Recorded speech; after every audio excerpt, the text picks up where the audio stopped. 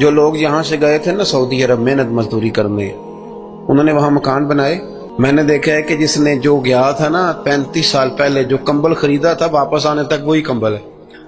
اور وہاں بیٹھ کے اس کو پتہ ہے نا میرا گھر پاکستان میں ہے تو یہاں وہ ٹائلیں بھی لگواتا ہے، حالانکہ آ کے سال میں رہنا 15 دن ہے 20 دن ہے، ٹائلیں بھی لگوا رہا ہے، تیاریاں بھی. کیوں؟ ذہن بن گیا میرا اصل گھر ہے.